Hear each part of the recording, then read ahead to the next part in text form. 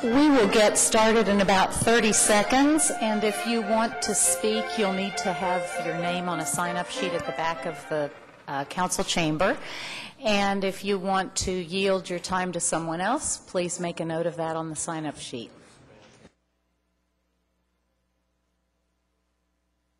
Meeting, and today is November 20th, and we have one issue on our agenda today, which is student housing, and we do have a quorum, and I want to welcome everyone here. We have an interesting grouping. I think we have university students, we have landlords, we have just plain old regular citizens, and I'm really happy to welcome you.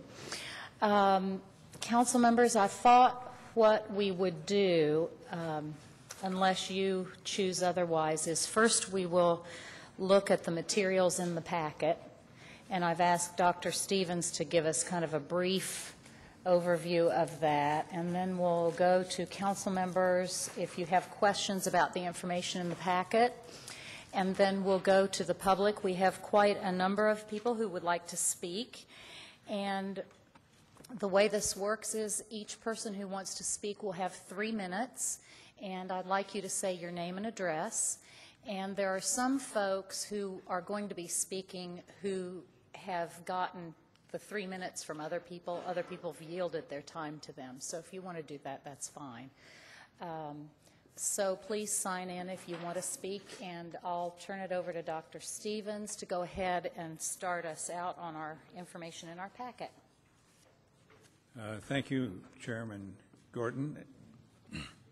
I've been involved with student housing around UK since 1999, when the mayor at that time appointed a task force of neighborhoods that surround the university to review this problem and come up with some thoughts about how it could be approached.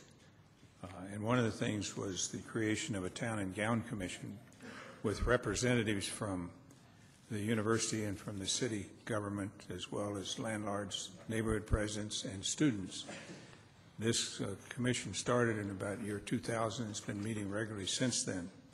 I did serve as the co-chair until this year, but because of my change in office from council at large to 5th District, I'm no longer on the Town and Gown Commission, though I've been attending its meetings this year as a interested person.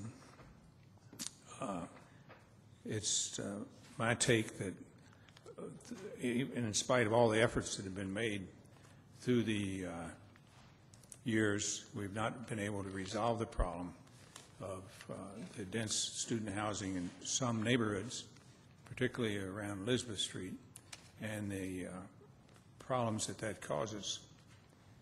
I have been privileged to be a member of the National League of Cities University Community Caucus. And this is a group of communities from around the country, such as South Bend or West Lafayette, Lansing, Michigan, places like that, along with Lexington, who have large universities in an urban environment, and how these communities can get along with that situation and what can be done. So many ideas come up each time. The problems are about the same in most of these communities, but many different things have been advocated. I would like to walk you through the packet, and I don't know if there are any packets left back there or not, but it's a tradition of the council to prepare information which is distributed to the council members, and usually we have some available for the audience, but I suppose we have too many people here today. The first thing in the packet is a little piece I wrote about why I think that a review of the situation is necessary. The second is a description of the trip that Vice President Lisa Higgins Hord and Vice President Robert Wiseman, both of UK, and I made up to the Borough of State College in Pennsylvania, next to Pennsylvania State College, back in May. We also included what other college communities have done and the various mechanisms that they've tried in their communities to address this situation. The third thing is a piece about what's been done at the University of Delaware and the surrounding community, where our former president went. I understand he just retired as president of the University of Delaware. That's David Rozelle. Mr. Paul Schoniger, who is staff to the council, and prepared a document that relates to information that he has gleaned also. I did put in a few excerpts from the newspaper, and at the end I put in an email that I received. I might say I've gotten about 50 or 60 emails. Some of them were helpful, some of them were not so helpful. But we appreciate all the communication, and I think I know where most of you are coming from. Also included in the back of it some information that the University Area Housing Association has put out. So that is for your review. The Student Source Book is a publication that is printed by the university and it's distributed to all the students. In two years, I did go with Bob Kelly, who's president of the North Elizabeth Street Neighborhood Association, and sometimes with the policeman, sometimes not, sometimes with the student. And we call on all the student houses in that area. And I think I'd like to conclude my preliminary remarks, at least, with a overhead. If you can put that thing up now. I don't know if she wants me to use her name or not, because she thinks she might get hit with a tomato too. But Lori Kidwell, who's the legislative aide that serves our council, and Mr. Blevins and myself in particular, went through from the PVA and looked at all the houses along Elizabeth Street on both the north and south side, from Conn Terrace down to past almost to Dantzler Court. And if you can you move that down a little bit so we can see the whole thing? I guess. And the purpose of this slide, it shows all the properties, and all the light green properties are student homes now occupied by students, and the dark green are those who are owner occupied, so that you can see that almost every structure in these two neighborhoods are occupied by students. And to me, that's the problem, the density of student housing. So thank you very much for showing that. I'm through, and we'll be ready to respond later. Dr. Stevens, did you want to highlight any of the particular mechanisms that other communities use, or? Well, yes, I can do that very quickly. It seems to me that's an important piece in here, just to give a kind of an overview of some of the examples of what. That's under what other communities, college communities have done. They've restricted the definition of family. For example, in Bloomington, well, in East Lansing, Michigan, at least, they restrict only one family to a student home, and they define a family as two unrelated people. So that's the most strict one I know of in the country.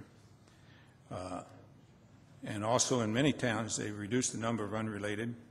For example, in Champaign-Urbana, it's 4. In Madison, Wisconsin, it's 2. In Bloomington, Indiana, it's 3. We did have an opportunity a few years ago to visit Bloomington, Indiana, and they have a rental licensing there for all rental properties, not just student homes.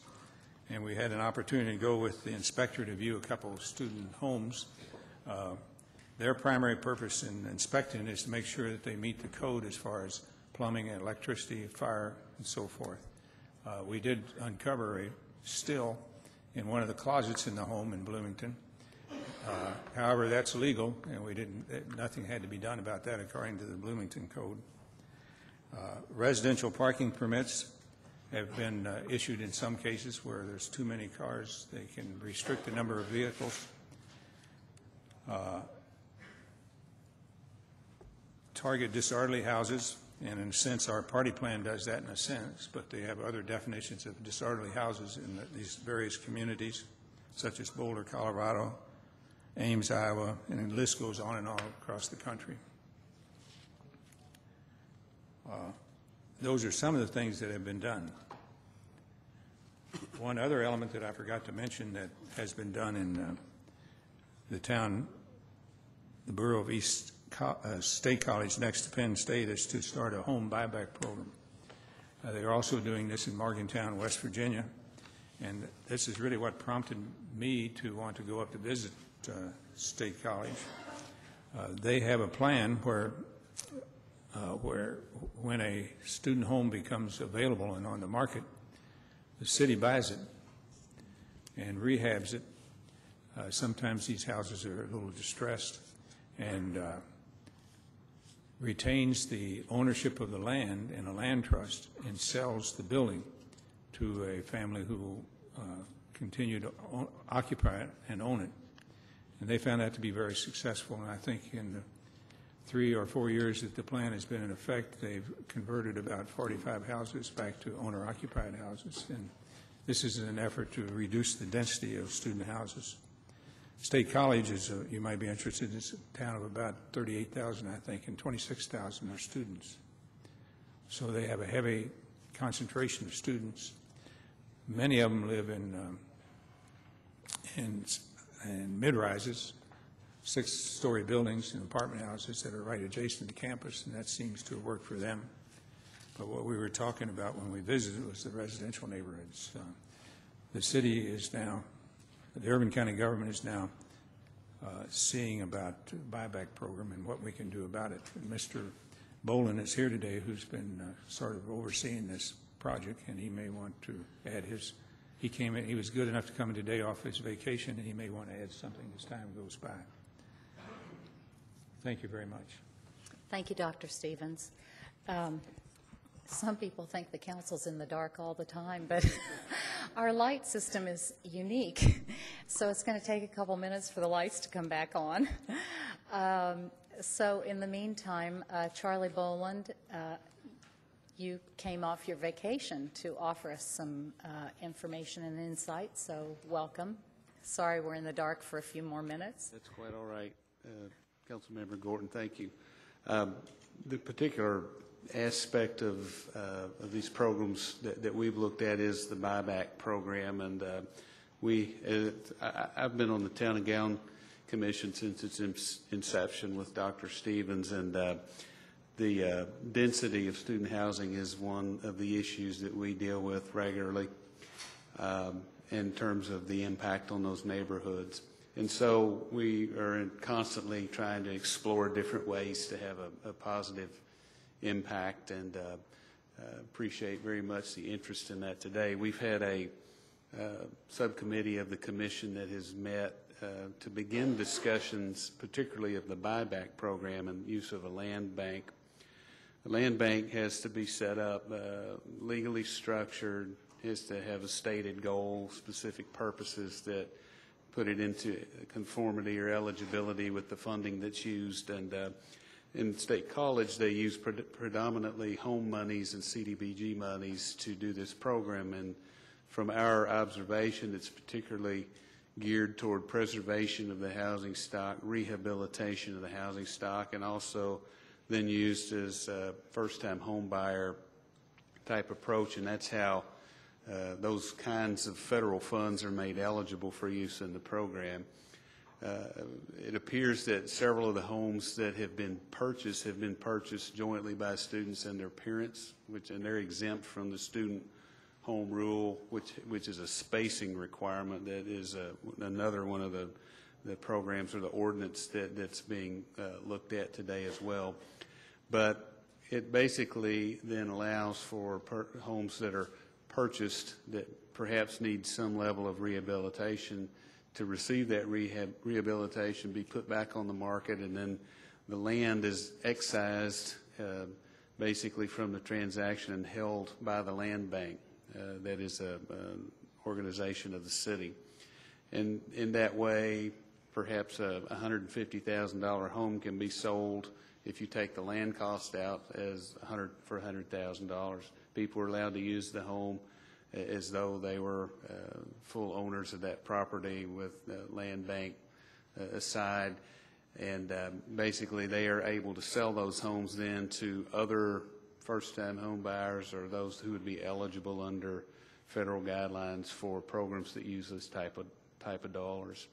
So we've discussed in a very early way how such a program might be tailored to fit the situation here in Lexington. Lexington's a very different community than State College in terms of size and just in a number of ways. But this did seem to have some promise. It's an approach that's being used in the Newtown Pike project with South End Park, where there'll be a land bank set up there, and development will go on that will utilize that resource somewhat in the same way to keep that housing affordable. This is done a little differently on a property-by-property basis based on my understanding, but that's Dr. Stevens, I thought, did a good job of covering it in a basic way. And 45 homes, as of their last report, had been sold in this way as affordable housing. So just so that you know, the Town and Gown Subcommittee, we call it the State College Subcommittee, I think, is taking a look at this in conjunction with several internal folks from the government, people on the commission who represent different aspects of the community, such as landlords, neighborhood association presidents, that sort of a makeup that comprises that subcommittee is looking at this issue now, so that you're up to date now with regard to what we're doing. So I'll take any questions about that particular program, although I suspect it's the one that hasn't generated the amount of interest today, but that's what we're taking a look at. Thank you very much, Charlie. Council members, if you wish to speak or ask questions, I encourage you to register in on your monitor. And so now we'll have a time when council members can express opinions or ask questions. And I see Councilmember Blues. You're on. Thank you, Madam Chair. I think we have, certain issues caused by a concentration of a population that is essentially transient, not as fully invested in the community and its particular future as permanent residents are, and a minority of whom, feel that it's their right or privilege to behave in juvenile and disruptive ways. And this can cause some real problems for that majority of students who are responsible and know how to behave as adults. It's a problem that's been caused in significant part by the university itself, it seems to me. We have a university that understandably wants to grow, has announced an intention to increase its undergraduate population by 7,000 by 2020, yet has no serious plans to increase its student housing, has an alcohol policy which says go out and drink elsewhere in effect, and which hypes its sports programs that seem to give impetus to the kinds of behavior that have caused much of our concern. So I would like to hear from the university. I see Vice President Higgins-Hord is here, and perhaps you wouldn't mind, saying a few words to us about where the university itself stands in relation to the kinds of issues that the city is dealing with, but shouldn't be dealing with all alone.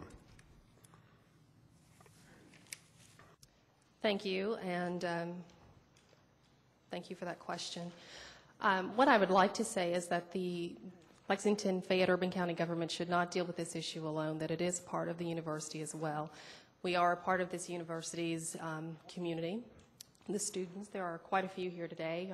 I'm not sure how many are here, but could you raise your hands? Students, stand up. Please, let us see you. Thank you for being here.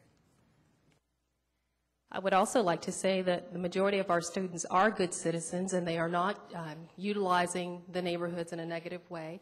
However, there are a few that are. So in that process, we must also take a look at how we as the university view that behavior and also how the city may have to address that behavior as well. But also in the process, one of the things that I want to talk about today with Dr. Stevens, we have not taken a formal position on this yet. So it is important for us to go to specific fact-finding missions, such as the one to Penn College Station, and it's important for us to find out what's happening across the nation.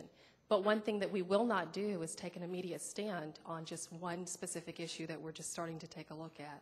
So we do understand that this is something that we must be a part of and not sit back at. We do understand that. So we want to make that very clear. Do you have any other questions as far as that's concerned? No, I thank you, and I hope that you will be closely involved in this as I will. I'm definitely not just an advocate for our citizens of the Commonwealth and also in Lexington, but I'm also an advocate of people at the University of Kentucky, including our students. So what I would like to see is a very balanced approach to each of these issues, and not just that we are one-sided and only blaming not just the LFUCG, but also blaming the university. It's something that we all must work together on, and I think it's important that we are doing that right now, addressing the issues with Charlie Bolin and also with Dr. Stevens and also with my coach here of Town and Gown, Jim Gray. So thank you very much on that. Thank you. Okay. Thank you very much for being here, Lisa. This really isn't just LFUCG discussion. No, it's not. And we're we all in recognize this that together, and I really appreciate that you were willing to take time to come here. And that's what this is about. We have a group of folks here, probably close to 90 or 85. Our capacity is 91. And all of whom have good ideas, and so thank you for being here to take part. I'd also like to say that we're very interested in any proposal that impacts students' lives. So the university will definitely stay in this conversation for the long haul. Okay, very good. Thank you. Councilmember McCord. Thank you, Madam Chair. Just to maybe put some framework around today's discussion, and then I have a question I guess I need to ask Dr. Stevens or ask the chair is, as we're watching this and we're looking, and the folks in the audience, what I would like to do is maybe just take a minute and describe the framework in which we got to work through this issue on. One is you have a university who is a major economic driver of this state, a major workforce driver of this state, that has been mandated by the legislature to be a top 20 research institution that has immense pressure upon it to meet that state mandate. And in the next however many years, that college plans on growing its student enrollment 7,000 to 8,000 folks. So we have an issue right now where we're having a tough time finding where to put people and so forth. And now we're going to grow this by 7,000 to 8,000 more folks. And then on top of those things, as mentioned by Councilman Blues, we have certain policies on campus that those policies taken in a vacuum do one thing, but then they start to maybe spread that group out across town and start to affect areas and so forth like that. Then you have issues of housing right now that may be taken out of the stock of on-campus housing because they don't have air conditioning and some other amenities of the 20th century.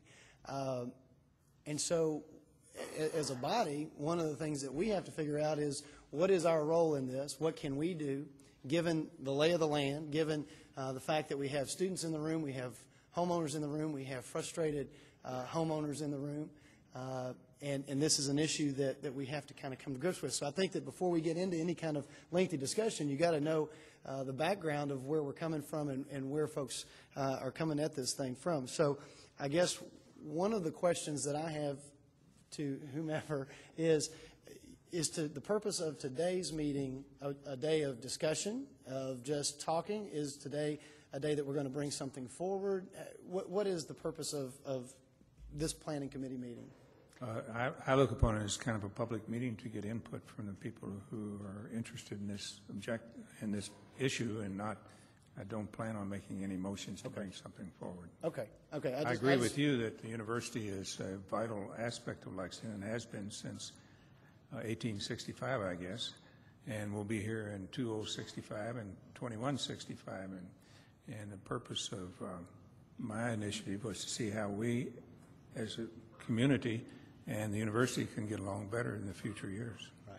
If I might Yes. add, I'm expecting some folks here to give us some ideas also. I know the University Area Housing Group has been working on some ideas, so I would hope our citizens will come forward too with some new ideas.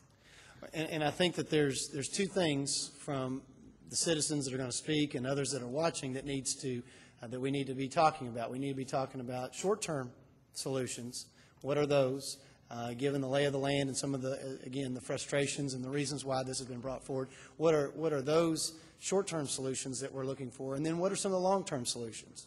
And one of the long-term solutions, Madam Chair, that I want to put forward before we get rolling and this gets lost too far in the discussion is the University of Kentucky has been putting before the legislature a desire to have their own bonding capacity, to be able to write their own bonds and raise their own monies.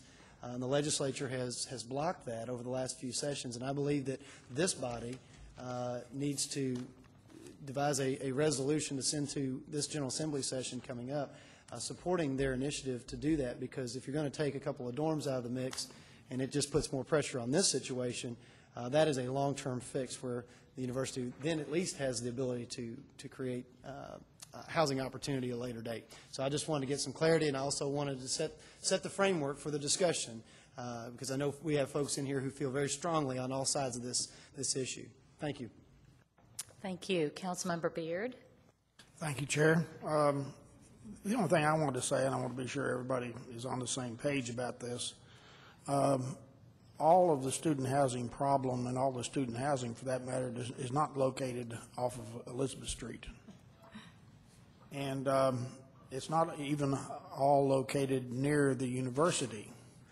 I know in the 4th District, we have pockets of student housing with shenanigans that are carried on similar to what happens on Elizabeth Street at all. And so whatever we do, it's got to be one size fits all, and that's down the road as to what that might be, but we do have to take in consideration that there is student housing all over Fayette County. Thank you, Chair. Councilmember James. Thank you, Chair. I had a couple of concerns regarding, now I didn't know anything about the university housing group that's meeting, and one of my concerns is I'd like to know who's actually meeting, discussing this issue, and is everyone represented? So do we have landlords represented? Do we have students represented? Do we have government officials represented? And that sort of thing. I've heard Town and Gown meets.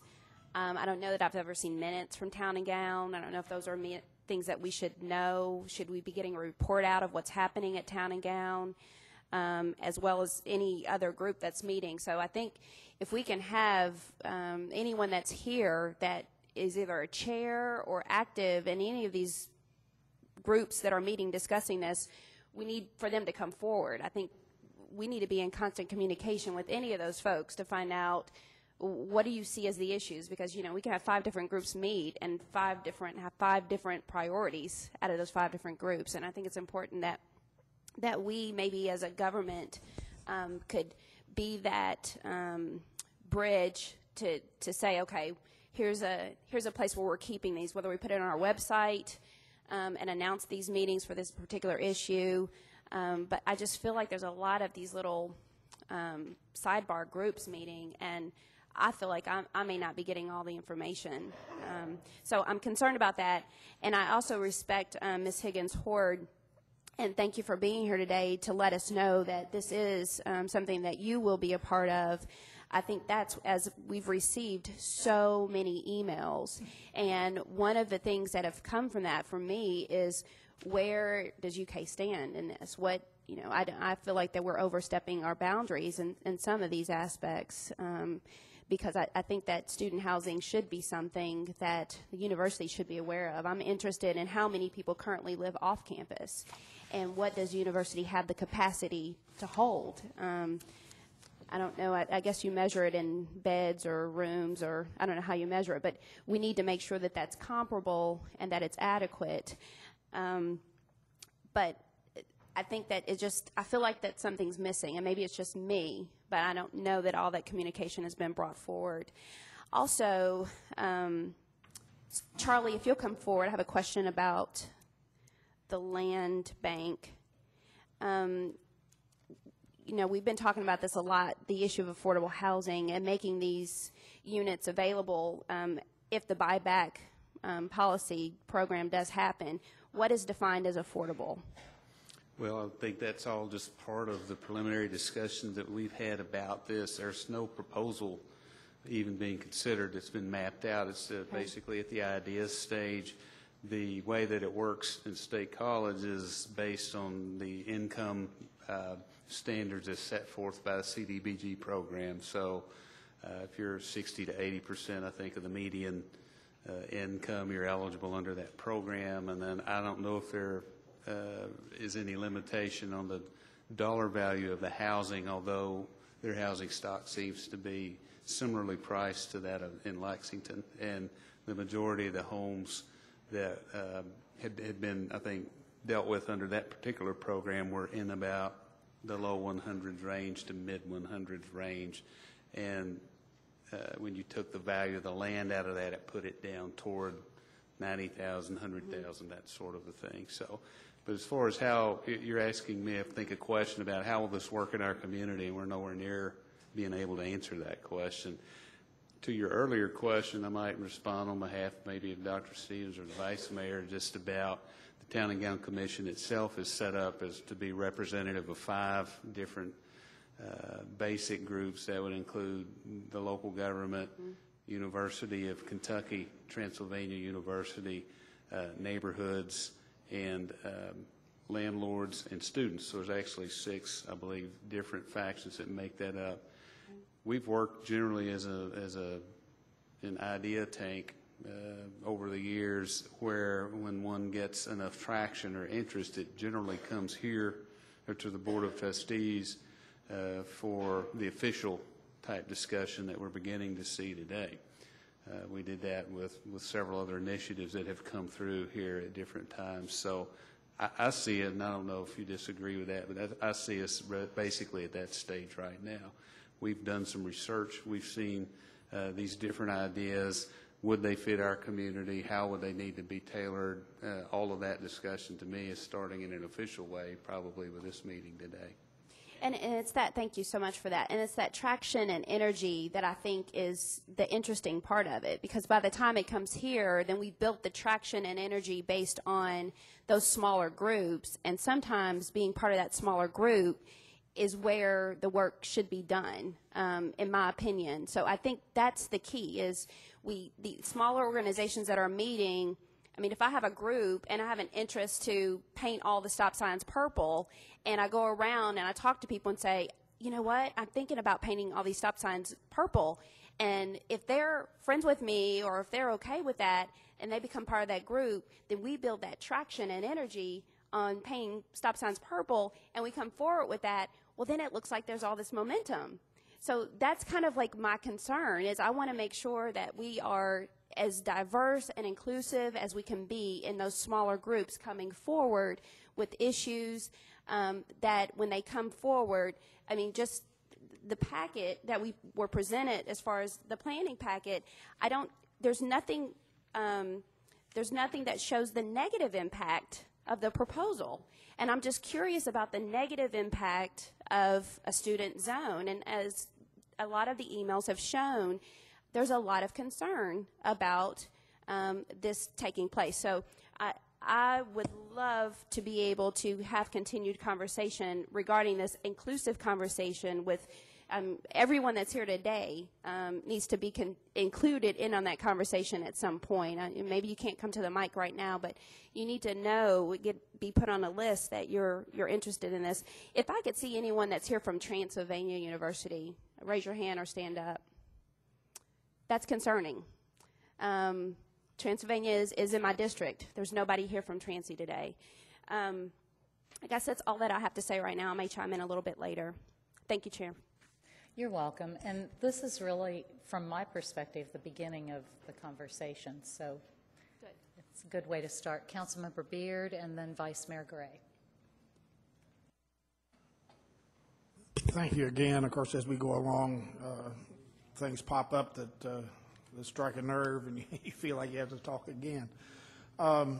Two questions. One, Charlie, on the buyback program, how would financing take place on something where the land is held by one party and unless you had a 99-year lease? I'm not sure that a lot of people would want to touch a loan on just the physical property itself.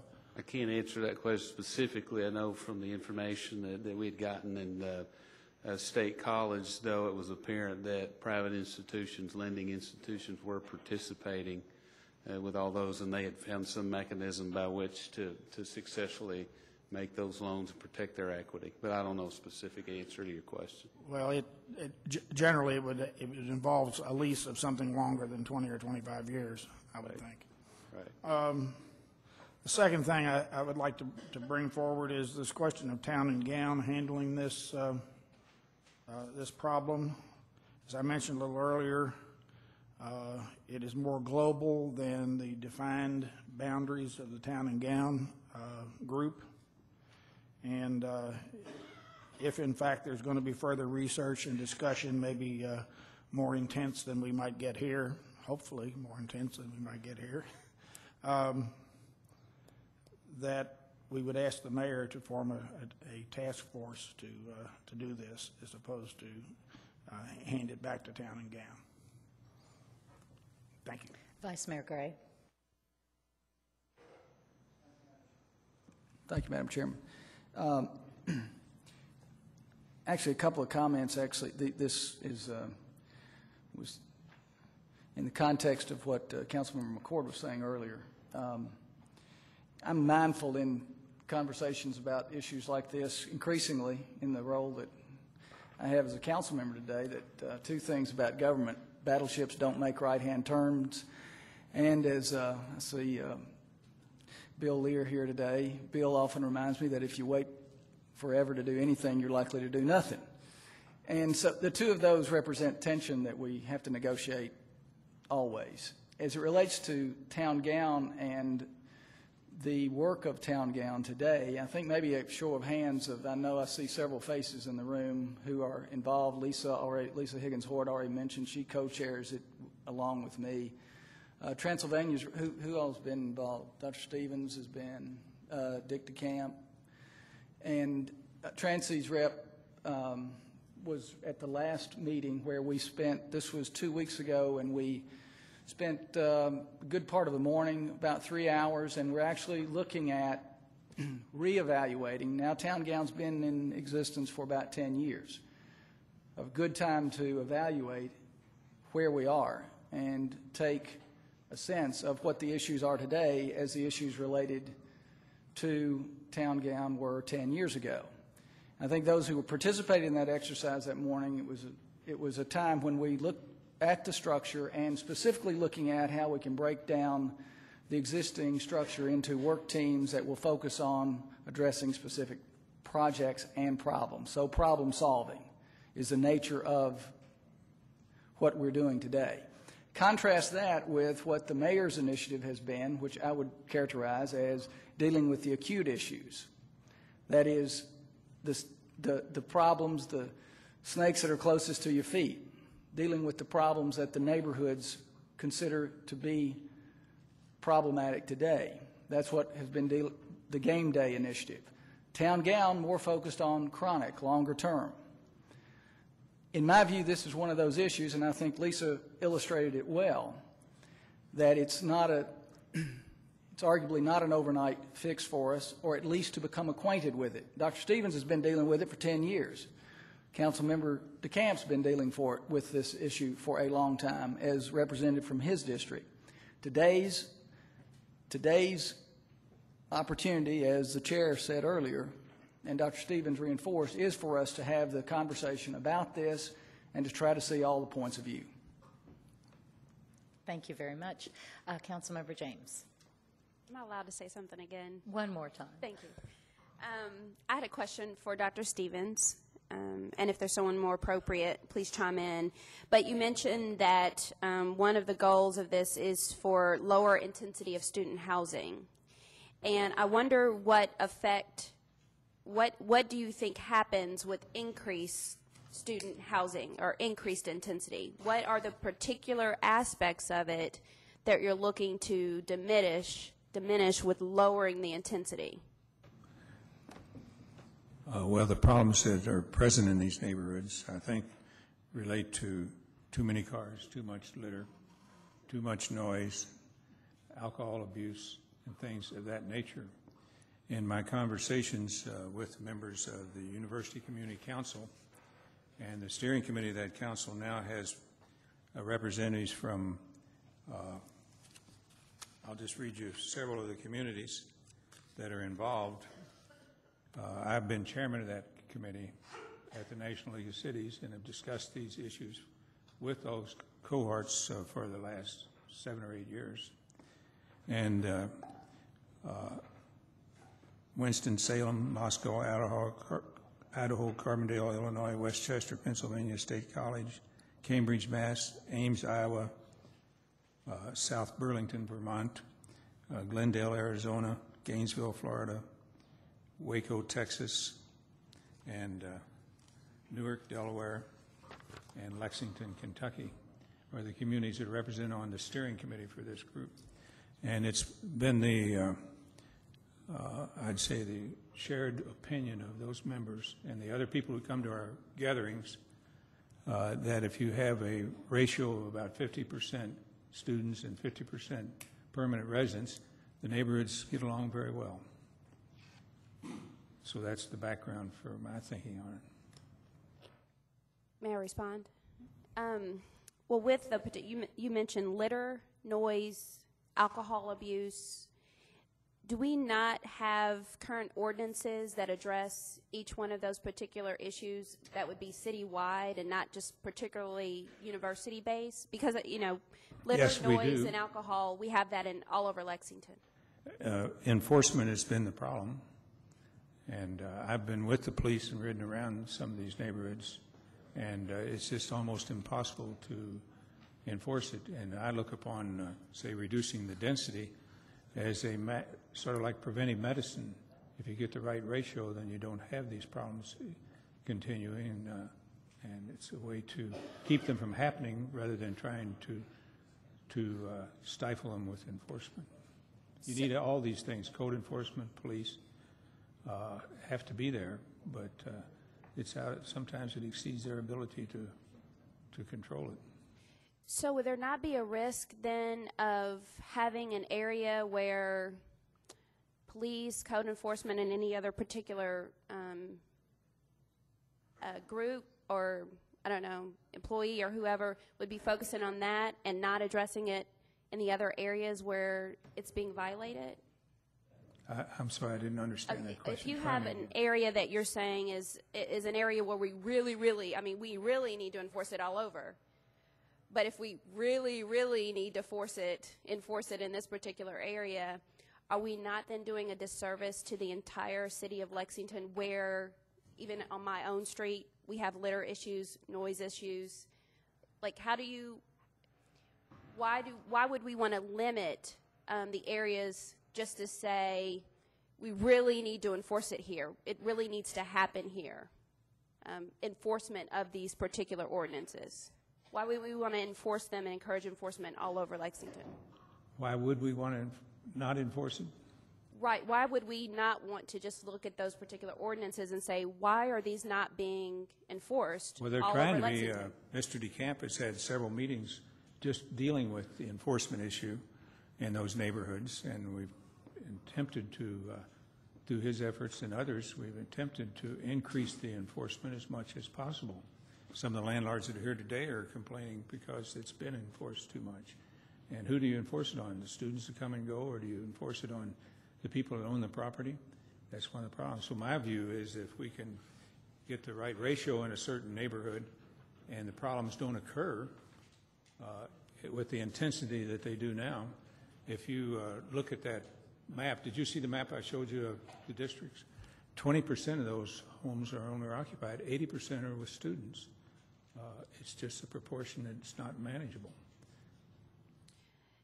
I just think that there are other areas of Lexington where we have that same kind of rental owner-occupied ratio. Certain areas of East End, probably certain areas of Second District, certain areas of maybe George Myers District, where we have the same kind of issue. If you go street by street or neighborhood by neighborhood, the rental, the owner-occupied rate is much less than the rental rate, and I'll move on. But I don't think it matters whether it's if a family is living in a house. That's what I'm talking about, not necessarily whether they're owner-occupied. If they're owner-occupied, the thinking is that they might be more concerned about their property. I know not all renters are concerned about the property they're living in, but some are better than others. I could probably show you some pictures of some families living in rental units that look just as bad, but I will. Thank you, Chair. Okay, we'll hear from Councilmember DeCamp, and then we'll hear from those of you who've signed up to speak. Thank you, Chair. All I'd like to say is that we're not so naive to know we're a college town, and that every college town suffers from these same problems, if we call it suffering, but have these same problems of student housing. And I represent a number of neighborhoods where this happened, and there are many good students who are out there living on the economy. It's the bad apples that really make the problem. And also when you get the critical mass. In the neighborhood that I live in, we have students living, but it's not near the critical mass that you have in some neighborhoods where a lot of my constituents constantly tell me that it gets out of control. So, we're not so naive also to think that we're going to change student behavioral patterns. We can't take that on, but we are trying within certainly my district to keep it down to a dull roar. And how we do this is yet to be seen, but it always depends on kind of the critical mass that we have in certain neighborhoods. I'm very enthused about, at this time, that the direction of the Town Gown Commission is making. I think our Vice Mayor is making a real effort as the new chairman to come up with specific projects, to really come up with some work teams that can come up with some answers instead of rehashing, which I think we've done too much in the past. So I think there's a real reevaluation and to see how we can become a more meaningful organization. So I am encouraged, certainly from that point of view, and I never think it's a bad idea to look at different ways of which we can improve our existing neighborhoods, or be sure that they don't get any worse than some of them are. So This, I've heard a lot from people whom I represent over the last 11 years, and there is a sincere concern from many people who are owner-occupied, who have owner-occupied houses, and then all of a sudden the critical mass reaches a point where it becomes very unlivable. Thank you. Councilmember Myers, and then the public. Thank you, Ms. Chair, and I'll be brief. In listening to this conversation and looking at the packet and the proposal that's provided in the packet, hearing the conversation here today, I think that two people have hit the nail on the head, and that's Councilwoman James and Councilman Beard. We have plenty of laws on the books to deal with the issues that we're having issues with around campus.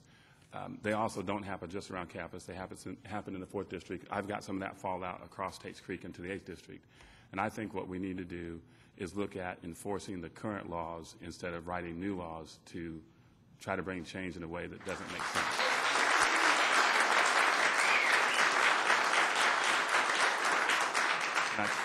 And I think Councilman Beard alluded to putting together a task force. And I think one of the other issues is we've looked at this in a microcosm. We looked at this around campus only as sort of a neighborhood issue when it's really a global issue. And I think that it would be a good idea to put together a task force, bring everybody together that's dealing with these issues and have solutions for these issues. And the issue really is enforcement of current laws for the most part. And so I look forward to Councilman Beard speaking later on. Thank you. Now we'll hear from the public. And we have a clock up here, a 3-minute timer. And if you can limit your comments to 3 minutes or less, please. And some of you have given your minutes to other people. So first we have Richard Murphy, and second is Dave Pendry, who has given his 3 minutes to Richard Murphy. And then if you'll kind of keep the rotation in mind, next will be Rick Bryant and then Craig Harden. So Richard will have 6 minutes. Thank you, Ms. Gordon. Appreciate being here. I'm the attorney for the University Area Housing Association, UAHA. They were the group that sent you the memo, which is in your packet. I'm not going to repeat those topics, but we want to make a few points with you today, and we appreciate being here. UAHA was formed in 2001. A group of property owners came to me and said they were not happy with the way property owners were being portrayed, and were not happy with the positions that some property owners were taking, being very antagonistic to keeping up their properties and being very antagonistic to the government. We wanted to be a responsible property owners association. We formed a nonprofit organization to do that, which has been in existence since 2001. We're very concerned about both the rights of property owners and the rights of students. And Ms. Gordon, a lot of the people in the audience have asked me to ask you if they can be recognized, people in the audience, who, if you're concerned about rights of property owners and rights of students. Would it be okay if they would stand up? Sure. If they are, if you would stand at this point if you're concerned about rights. It might be everybody here. Yes. Council members should stand up too. Yeah, I'm happy to stand up. Thank you. Thank you.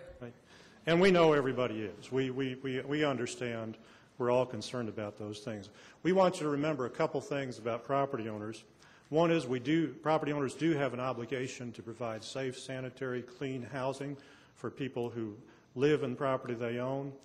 But property owners also have an obligation to rent to anyone without regard to age, which is very important here, age, race, religion, creed, national origin, or any of those items. That's a legal requirement that property owners have. And under a lease, property owners give up possession and control of their property to the people who rent from them. The property is maintained, and property owners have an interest in maintaining property, but property owners are not parents, and property owners are not bosses and cannot be made parents or bosses. Dr. Blues mentioned the forces which are acting upon the university area right now, the increased enrollment of 7,000 by 2020, the on-campus housing not keeping pace, the alcohol policy, and those matters. So those are all operating on the UK area. We recognize there's going to be occasional conflicts between rental residents and owner-occupied residents. Students have a different lifestyle than some others in the community.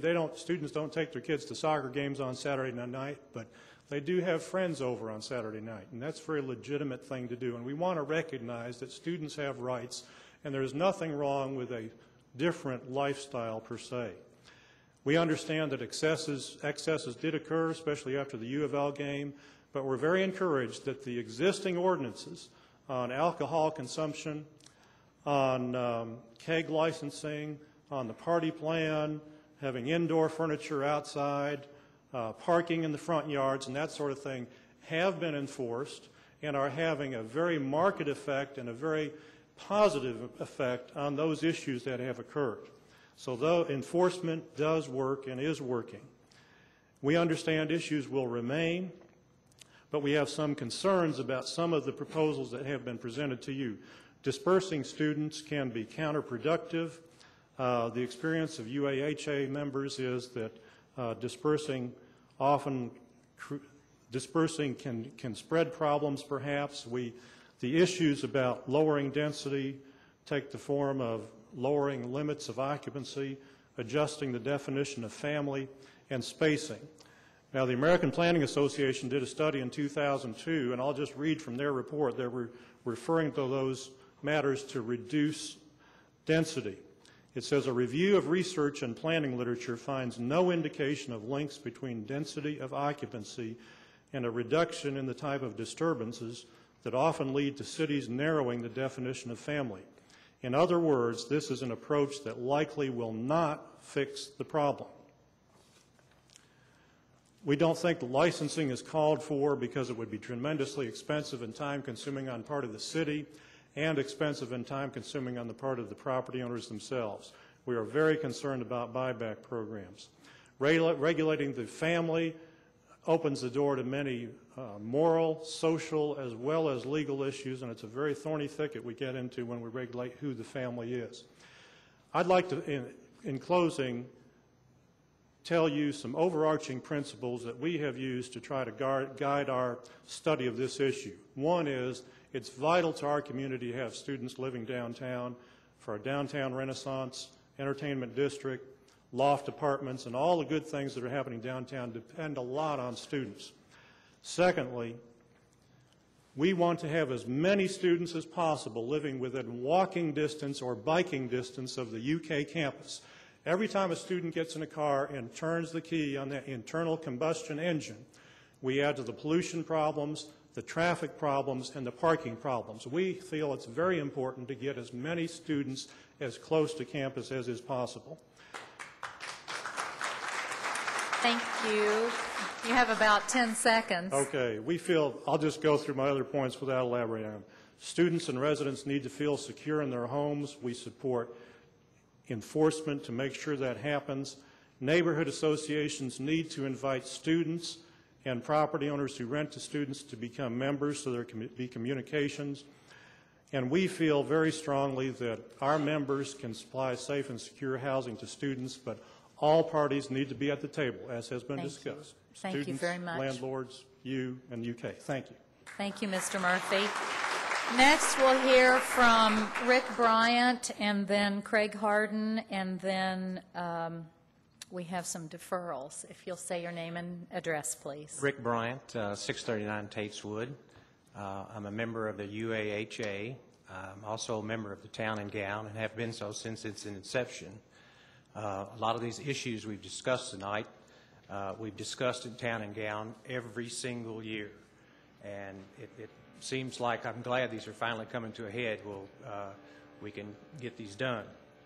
I'd like to begin with a concept many of you are familiar with, and that's just practical problem solving. You know, identifying the problem, identifying the cause of the problem, and solutions. I mean, we're here tonight for students' problems in the neighborhoods, parking and traffic in the neighborhoods, and game day behavior in parking. The cause of these problems is pretty easy. It's the University of Kentucky. Each one of these items, if you look at, you know, the students, we have a lack of housing, we have no alcohol on campus. Kids don't want to live on campus. They have no desire. They'll live there 1 year, and then they want to move on. The alcohol policy dumps students into our neighborhoods to party.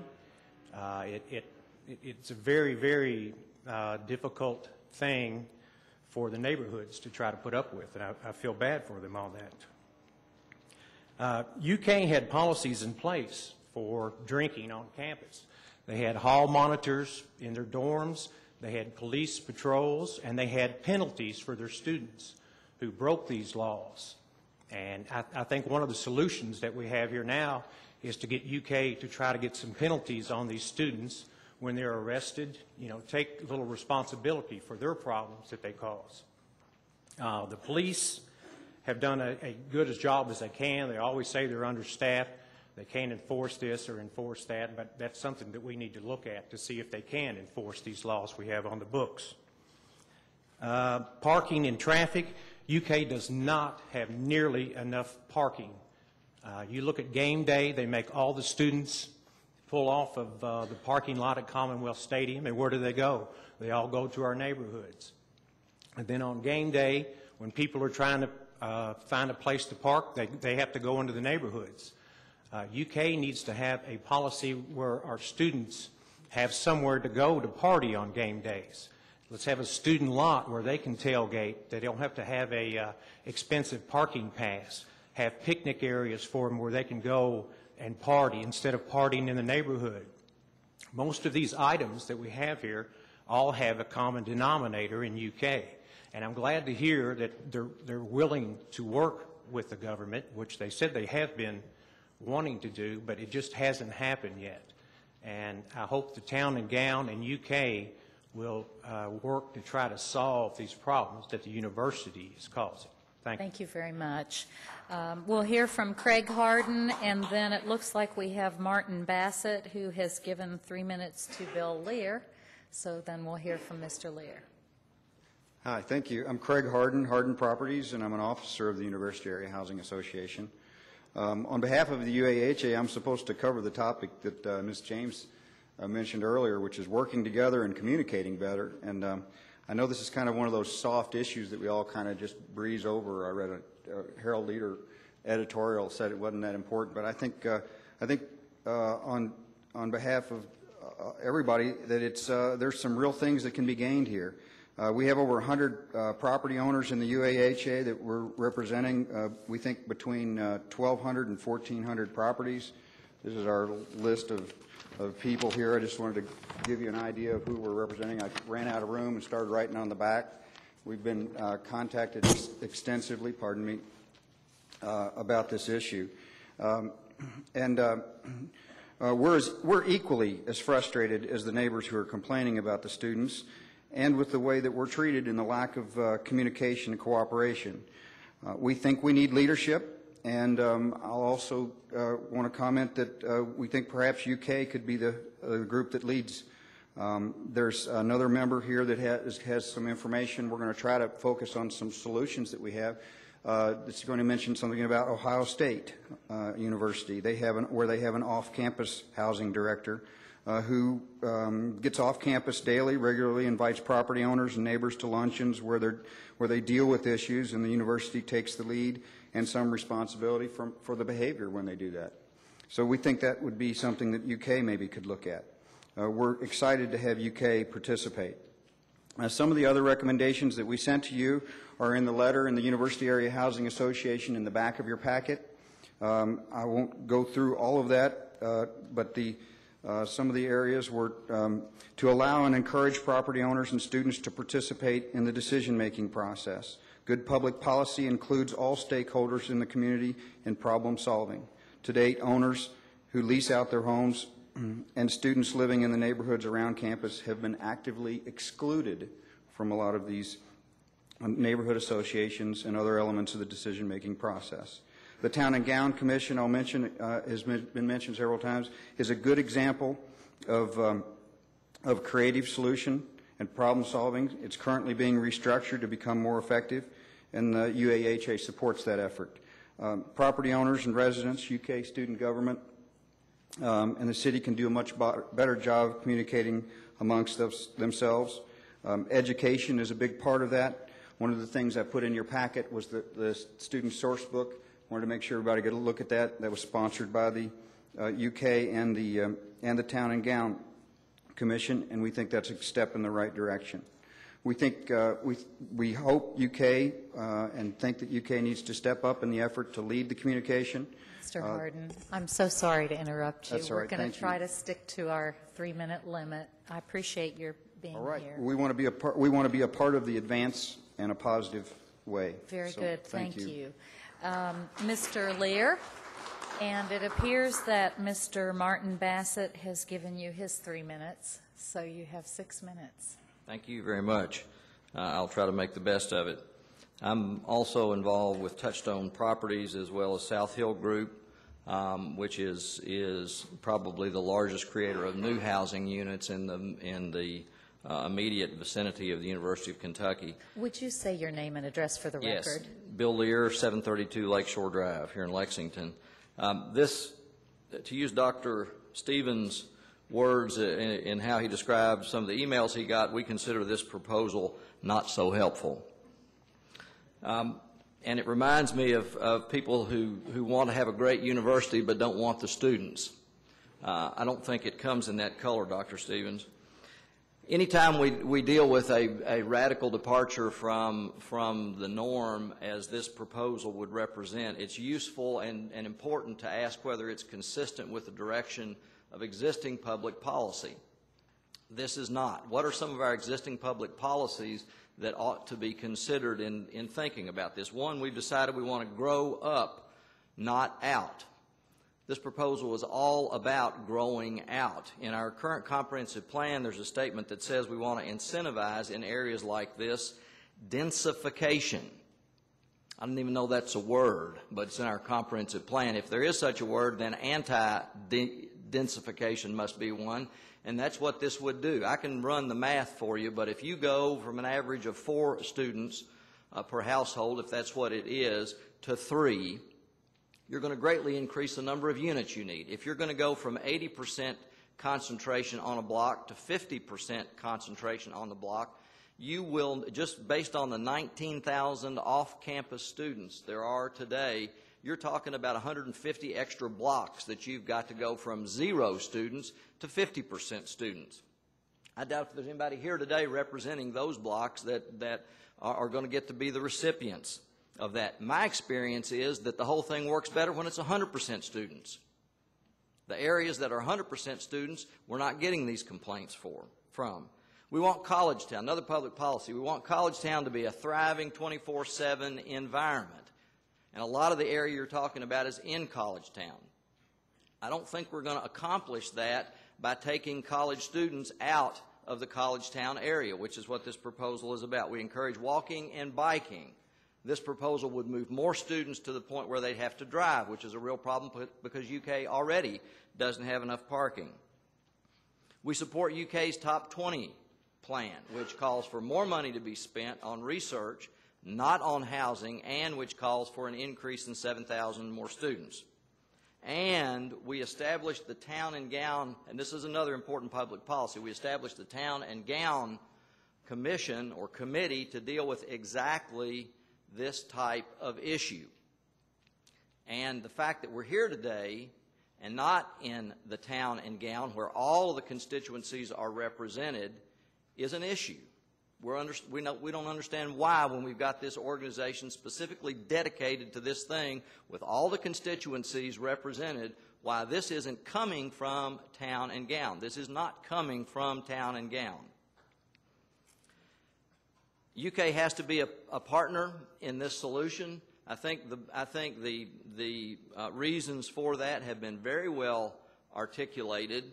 There's one other one that I think needs to be understood, though, and not only has UK grown and is going to continue to grow, UK has also eaten up a lot of existing housing for good reason, for things like the Young Library, for the expansion of the medical center, but the reality is UK is gobbling up existing housing in its environs. And frankly, if I owned a property, which I'm happy to say we don't, in UK's acquisition area, it would be hard to get me to spend the amount of money on it that I might otherwise spend. It's like people who own beachfront property where the beach is eroding.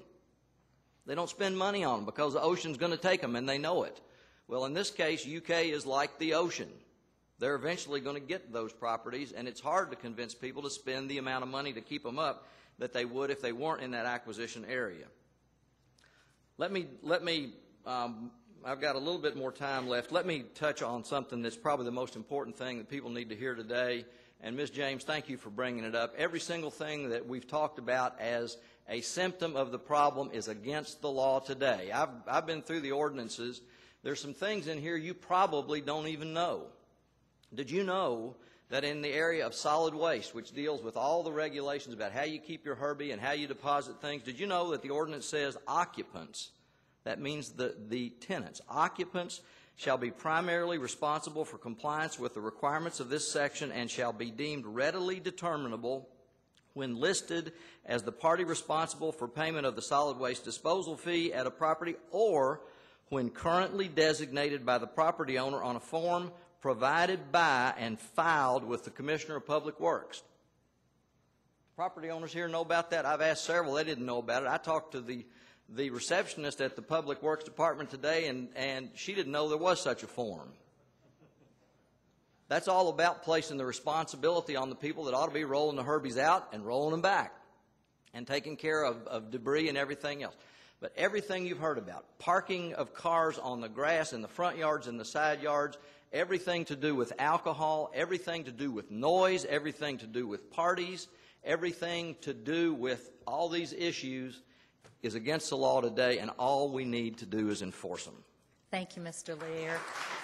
Next, we'll hear from Katie Humphreys, and then David Burton, and then Mike Friedman. So Katie Humphreys, David Burton, and Mike Friedman. Hi, thank you so much. My name is Katie Humphreys, and I'm coming today as a wife, a mother, and a property owner. And last night I didn't sleep at all. I was so anxious, and I have a 4-month-old, so that's a big deal. You say your address for the record.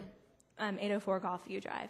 And at any rate, I was terrified because basically as a property owner, we're at risk to losing our jobs. My husband and I live on the same street as our properties. We have mostly 4- and 5-bedroom homes. Without that, I don't know what we'd do. My husband works for a nonprofit. He counsels fraternity students on making responsible decisions. And as for myself, I'm a stay-at-home mother to our daughter, and I can't work outside the home because my daughter has some health issues from when she was born. So I was desperate. I thought, what can I do? So I called my alma mater. I called Ohio State for some possible solutions. When I was there, they had 13 cars set on fire in 2002. There were riots. Every single weekend there were dumpster burnings, things like that. I thought, well, let's see what happened there. Maybe they can have some ideas. So I called expecting them to say, well, you know, the riots are all right. Well, I talked to Willie Young, the director of off-campus student housing, and he said that that hasn't happened since because what they've done is the University of Kentucky, or the Ohio State, first of all, suspended those 6 students that started the riots, and since then they actually developed, I took notes, 4 pages worth of committees and different things that they do to proactively prevent those things from happening. So they get together, they have safety committee meetings with the police, the fire department, the students. The students couldn't be more involved. But Ohio State takes the responsibility, and they drive all those efforts. And Willie does drive around on the weekends with the vice president of the university, and on big weekends like Michigan with the president of the university to talk to students to say, hey, you know, make sure you're being responsible. If they see where a party is going to be started, I mean, Willie calls and gets where the kegs are going to. He can find out where all that stuff's happening, and he's very proactive about that. So you asked for ideas. My idea is to talk to somebody like Willie Young that's done it. I mean, if Ohio State can go from riots and burning cars and dumpsters and anything else that you can set fire to having no problems and having relative harmony, I think that that's really what we should do. And it's beyond just the town and gown, getting everyone involved. Thank you. Thank you very much. Next, we'll hear from David Burton, and then Mike Friedman, and then Alan Straub. Hello, I'm David Burton. I'm at 2109 Bridgeport here in Lexington. I'm an officer with the University Area Housing Association. If I could, first, just again, how many people here, by show of hands, are concerned with the legislation that's being talked about? Okay. Okay, well, that kind of says it. There is a great concern out there. I think there's a lot of people who are responsible. They're responsible enough, particularly to be here today, to say, I'm concerned. And I think the person who would show up here today is also the person who would be responsible in doing something proactively with their property. So I think I just wanted to bring that out to show you that these are the folks, I think, who are part of the solution. And there are solutions out there, and they're already happening. The game day illustration is one of those. It's a problem. It was met head-on, and it's in the process of being solved, if it's not solved already. One concern I did have was with the comparison to Penn State. Frankly, to start there, it is, in my research, one of the most restrictive housing policies in America. And granted, there are a lot of locales that have regulations about housing, particularly student housing, so that is a given. But let me mention, though, again, and you've already seen the difference. This is the borough of State College in Pennsylvania, a town of 38,000 to 26,000 students. That is a college town if there ever were a college town. They border a very agricultural area. There is room to expand both for the school and for housing around the campus. That needs to be distinguished. It would be like University of Kentucky being on the edge of Georgetown, Kentucky. That would be a pretty fair comparison if you wanted to go with that direction. But what we need to do, I believe, is to look at the other cities in our area. Knoxville, Nashville, Cincinnati, Louisville. Go to those cities which have large schools in an urban setting. What are they doing? Well, the answer to that is they don't have any regulations that target students. I'll tell you, that's the answer to that. Where you'll find most regulations are at the small college towns spread across America, where you have such a dominant university in a very small town. That's where you find most of your regulation. Not saying that all regulation is wrong, but be very careful with it. My biggest concern is that the innocent will be punished along with the guilty. While the innocent are 95% of the property owners, 95% of the students, and yet legislation comes along that actually targets them. So be careful where you start your discussion, making sure that you've really got a good comparison. I guess the final thing I would say, just to reiterate what was said earlier about the 50-50 ratio. Dave, I'm sorry to interrupt you, but okay. your Thank 3 you. minutes is over, and I appreciate your being here. Thank you. Next, we'll hear from Mike Friedman, and then Alan Straub, and then Sue Feimster. Ladies and gentlemen, thank you for your service, and thank you for taking time to listen to us today. My name is Mike Friedman. I live at 23 Mentel Park, Councilman DeCamp. I want to say that our laws and our consciences don't permit us to discriminate against the aged, against the disabled, against the black, against the brown, against those who are different than us, unless they happen to be students. Apparently, our consciences permit us to discriminate against people because of their student status, because make no mistake, that's exactly what this proposal is about. It is flawed at its core, and if you look at the packet that's been provided, you can see just how intrusive and restrictive and troublesome a government can be when it enacts a bad law. This law, as proposed in these documents, is an extremely bad law that opens a terrible can of worms. It would require renters to justify their non-student status. It would require property owners to inquire into the student or non-student status of a prospective renter. These ordinances would be triggered by a grandmother in the Donovan Scholars Program. This ordinance, or one like it, will disperse student housing across the community. It's a slap in the face to a bike-friendly Lexington, and it's a gift to the oil companies. Dr. Stevens' heart is in the right place, and as a man with long experience with housing issues, he's responding to real problems.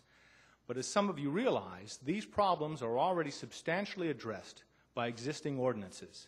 We have a splendid police force, we have code enforcement, and we have a host of ordinances which cover the problems that have arisen in our community.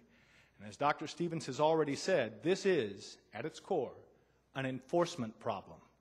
It's a grievous mistake for this government to try to legislate its way out of an enforcement problem, because you will find yourself with a bureaucracy spending untold hours reviewing, revising, rejecting the applications that are required under this ordinance, and policing the tenants and the property owners who are required to prove a certain status in order to be exempt from this particular ordinance. I urge you to reject it on the grounds that it is unfair, unworkable, and most of all, unnecessary. Thank you. Thank you, Mr. Friedman.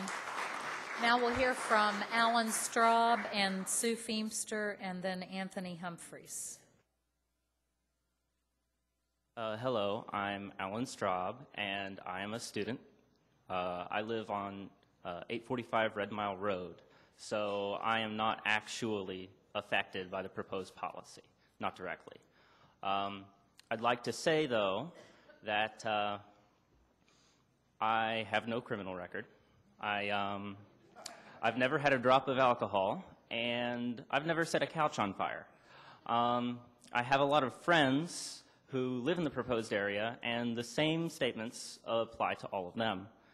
I was always taught that as an adult, I am 20 years old, and as a citizen, I have the same rights as any other adult to live where I choose, so long as it's in compliance with fire code and so forth, and with whom I choose.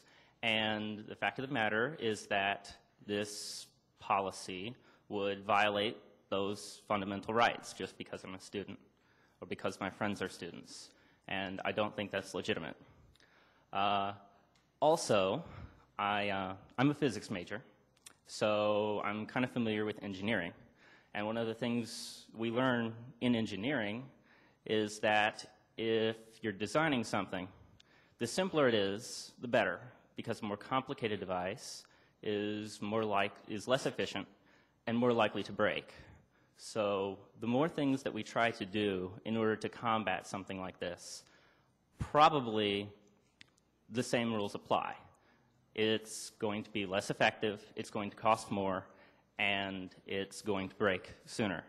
So the problem really is enforcement, and I think that the existing regulations are the best solution to that policy. Similarly, homeowners have a little discontinuity there, I'm sorry, but homeowners also have rights. They have the right to sell their housing to anyone whom they choose, and this proposal would also violate that right. And those considerations, frankly, should override any practical consideration. I'm not saying that these aren't problems and that they don't need to be addressed, but people's rights should come first. I realize that most of these things, well, all of them, have already been said, but I think they need to be heard from a student. So I'm here to rehash them, I suppose. And I don't want to seem unconcerned when I leave in about 20 seconds, but I'm going to be hard-pressed to make class as it is. So everyone have a wonderful day, and here's to hoping we reach an amenable solution. Thank you. Thank you for coming. Next, we'll hear from Sue Feimster, and then Anthony Humphreys, and then Brenda Wells. Oh, well, we'll get into deferred minutes. Welcome. Thank you. My name is Sue Feimster, 1043 Arden Drive in Villa Hills, Kentucky.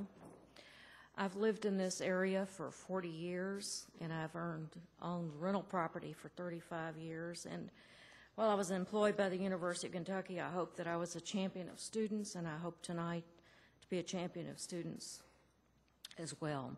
I'm delighted finally to see so many rental owners and property owners here, and so many people finally interested in students that happen to be an economic force of this community.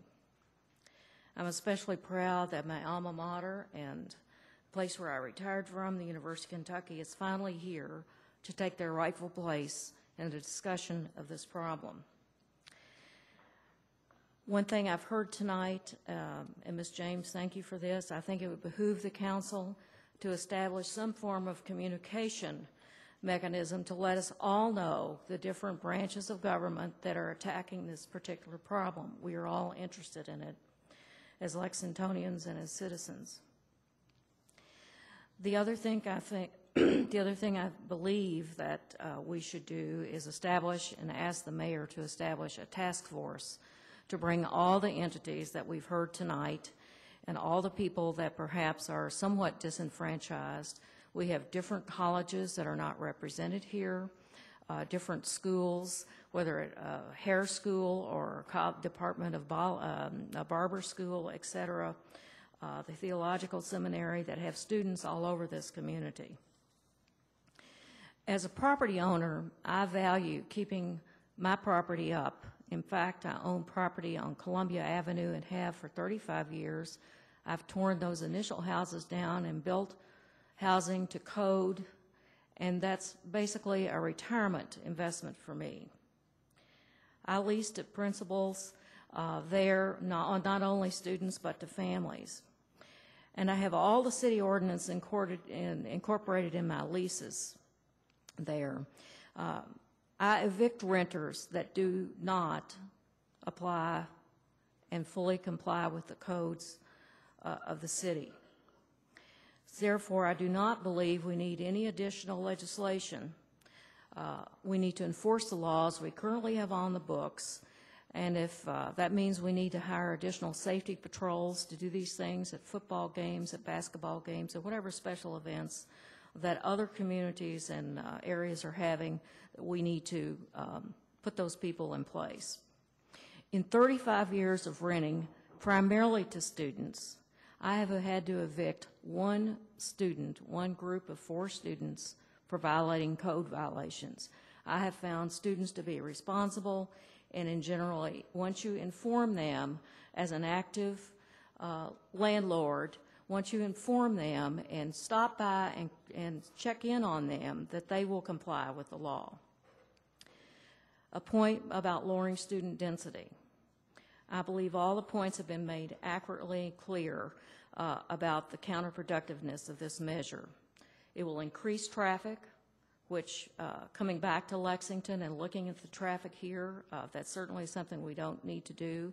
It will drive up prices. For those of us who own property near the university, it's going to increase the property prices of those apartments because we'll have less people to live in them. Ms. Feemster, I'm Yes, sorry to I'm interrupt you, but your time is over. Thank you for Thank you. coming. Mhm. And then we'll hear from Anthony Humphreys, and then it looks like both Brenda Wells and Todd Rafus have given time to Joe Howard. Thank you. I'm Anthony Humphreys, and I live at 804 Golfview Drive. And I actually live by about 60 students on my street. So as I say that, you probably think I'm getting ready to say I hate it. But I actually don't, because they're my students and they're my houses. And I just kind of want to paint a different picture for you of what you typically think of when you hear the word landlord. And as a matter of fact, I just watched a great movie, It's a Wonderful Life, a couple nights ago. And I think that most college property owners don't want to be Mr. Potter. They want to be a George Bailey, and that's who I want to be. So I moved in my neighborhood about 6 years ago, a little over 6 years ago. I was called a street worker. It's an odd name, but basically it meant I hung out on the street with the youth to help the youth there in that neighborhood, and somehow I fell into the whole owning property gig. And I just want to show a few slides, and you guys don't have to worry about turning the lights out, but hopefully you can see that clear enough. That's the first house, one house that I fixed up, and then if you could show the second slide, here's another. And if you can see that, you know, I don't call that the destruction of a neighborhood. I call that community development. And to me, this is a ministry, basically, not only to the neighbors there, of which I am one, but to the students.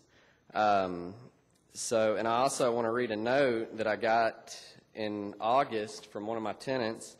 It says, "I just wanted to thank you for everything you have done for me and my roommates. I know there were a lot of changes, and I really appreciate how wonderful you are to deal with. The house looks amazing, and I'm really looking forward to the next year." And I feel like, as has been said over and over, that there are responsible college property owners out there. So that's who I am, and of course everything else I wanted to say has been covered. This is an issue of boundaries. Expecting college property owners to be the mommy and daddies is not right. I know the city doesn't want to do that either, but obviously we need to come to a resolution. And if you could show the Ohio State, we got this from Ohio State's Director of Off-Campus, and you can't read the bottom left. At least I can't. Maybe I need glasses. But it does say, there we go. It says, this is to the students. They give every student this. Don't let bad decisions and bad behavior tarnish a great season of your education. And you can read the rest, but they're very involved and their off-campus housing has been mentioned before.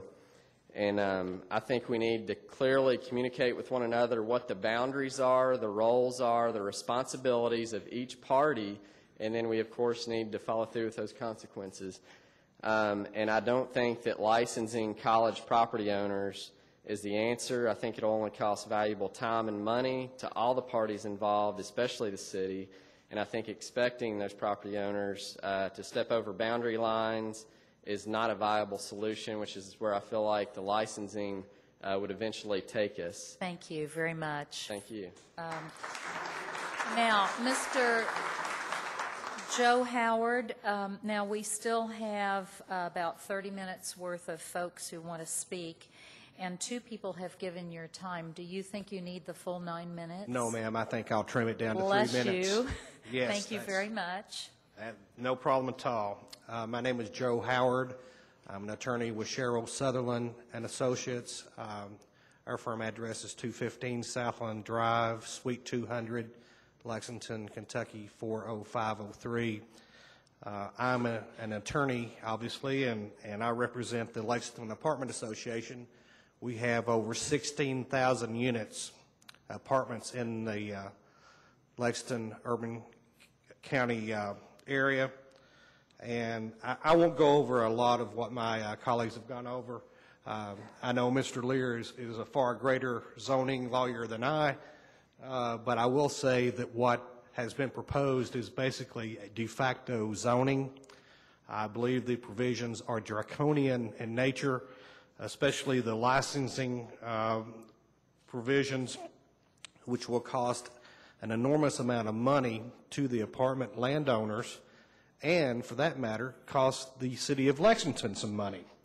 When you have provisions such that you require licensing before you have occupancy of an apartment, by its very nature, you're holding people up. And when you hold people up, you cannot rent that apartment. And when you cannot rent that apartment, you cannot make the revenue, and therefore the property owners are not receiving their rent, and the city of Lexington is diminished in its revenue that it gets by taxing that rent. There's also a measure of timing on this thing and cost. You have an added layer of bureaucracy that you're putting enforcement people out there, and what I've heard today is enforcement is the problem. Well, the very thing you do not want to do is add another layer of bureaucracy to something that you can't enforce already. And there's been no talk of how that could be done to any satisfaction, I don't believe. Another point that I'd like to talk to you about is basically this. I believe that the provisions whereby you're demanding buybacks or you're basically taking property is unconstitutional. In this country, you can't take property unless you have a valid public purpose, and just because someone is partying or they don't have their Herbie on the curb is not grounds to take their property. And with the very nature of the provisions and the restrictions whereby the spacing, and specifically if you rent to one student and you cannot rent to another student for 150 feet, guess what? You have just taken 150 feet. And when you take that, you have taken their property values. Thank you. Thank you very much. Next, we'll hear from Robert Keston, and then Terrell Holt, and then Anthony McIntyre. And if you, given our time situation, if you have something that's a complete repeat of what someone else said, maybe you can consider, just saying ditto to that. Robert, welcome. Hi, my name is Robert Keston. I live at 3737 Dixonia Drive in Lexington. I stand here on behalf of Keston Properties and Keston Management, LLC. Myself and my clients own or manage 30 rental units rented to about 100 students, over 100 students in the campus area. I'm also a member of the UAHA. However, my statements are not official statements of that body. Rational policy should follow certain guidelines. Those advocating for a change in the status quo should have the burden of proof to show that greater regulation of the rental market is needed because of problems that can't be dealt with by other means, and that their proposals will not cause more harm than benefit. Also, to diligently address reasonable alternatives. I want to address a few issues from the perspective of a property owner and manager who is gravely concerned about proposed restrictive regulation. First, I want to address the subject of property values and taxes. Many of us, even though it hasn't been brought up so much today, but many of us in this debate or discussion have heard that the presence of student rentals has, quote unquote, destroyed property values. I can't speak for the entire off-campus area, but looking at current PVA data for the streets on which I have rentals around campus, property values have increased in the vast majority of cases. The conversion of property from owner-occupied to student rental has resulted in significant increases in assessed and market values. In turn, this means a higher property tax base. From the numbers I've looked at, looking at about 99 properties in the Waller area, where I have most of my units, property values about 10 years ago averaged about under $90,000. Now they're close to 180, so they've basically doubled in that time. I think most of us would admit that the increased density from student housing does place some extra burden on the neighborhoods and infrastructure. But I think that we also agree that the provision of services is not increased in proportion to the taxes that we're paying. I want to thank the city, UK, their respective police departments for taking a more active role recently in those neighborhoods in light of recent events. However, the property owners, we bear the expense of new sidewalks, which has spent a lot of money on that, dealing with dead or dying trees, inadequate lighting, among other things which the city does not provide. To impose regulations designed to massively reduce the student density in these areas seems to risk a devaluation of property. Many of these properties have been rehabbed or remodeled with college students in mind. They have floor plans set up for students, layouts that are not really suitable for single-family use without expensive retrofitting. My experience is that typical families, when they do consider renting in these neighborhoods, don't necessarily want or need the space available or are not willing or able to pay the rents that students can. A reduction in student rental density will drive up the price of these units as far as the rental price, able to be rented to students, limited to what the market will bear. This will place a greater burden on the financial means of students and their parents, certainly force students out of the campus periphery, a natural location for students to live, and create clusters of satellite student residences around the city, increase the burden on traffic as more students commute to class. Mr. Keston, yes, I am so sorry to interrupt you, but you've used your 3 minutes very well. Thank you so much for being here. Well, thank you, and I go to next speaker. Next, we'll hear from Terrell Holt, then Anthony McIntyre, and then Joy Buchanan. Good afternoon. Thank you for allowing me to speak for a moment. I'm not going to be able to add very much to those before me that have so eloquently addressed this situation. However, State your name and address for the record, please. Terrell Holt, 3509 Trinidad Court in Lexington, Kentucky. I've owned property in the affected area around the university, renting primarily to students for longer than the previous speaker. I thought she had me beat, but I've been there for 38 years.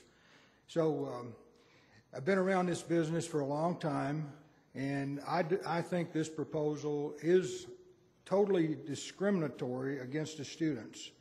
And as other people have already stated, there's plenty of laws in place that work well if they're enforced.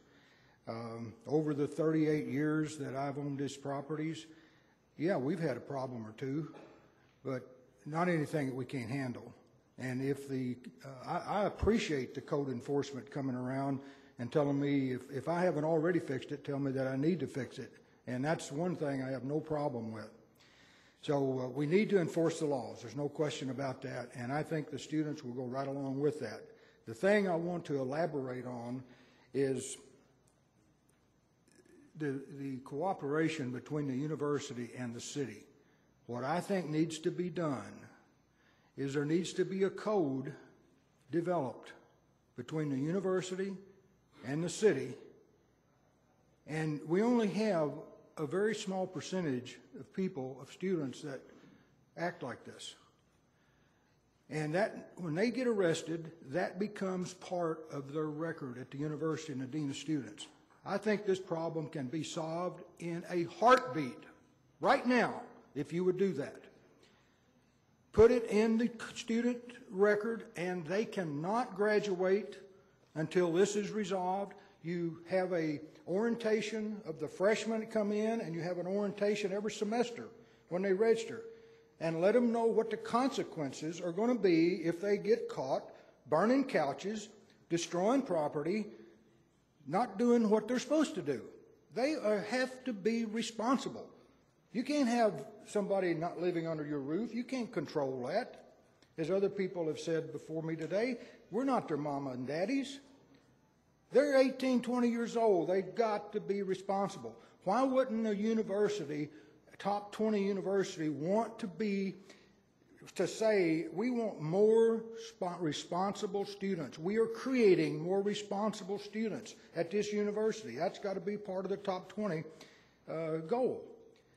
And if you get the parents involved and you let the students know that there are going to be severe consequences up to and causing them not to be able to get a job when they graduate, affecting their careers, this problem will go away. Thank you, Mr. Holt.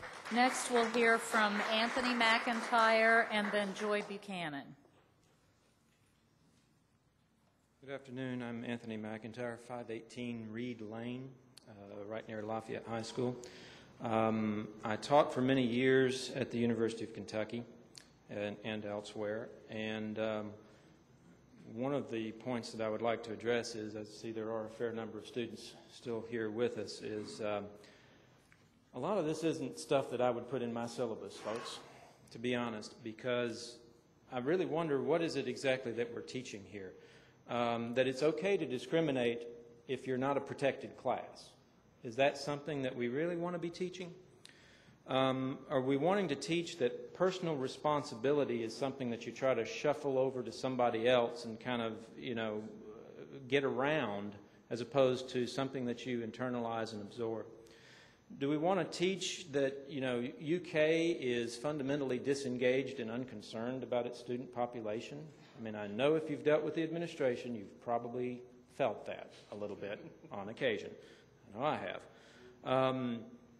The UK is fundamentally disengaged, and one point that I would add that hasn't been brought up is that in UK's great expansions, they've basically taken over all the high-density zoning right around campus. And so now student populations are pushed further into R2, R1 neighborhoods, and this, of course, spreads the population even more.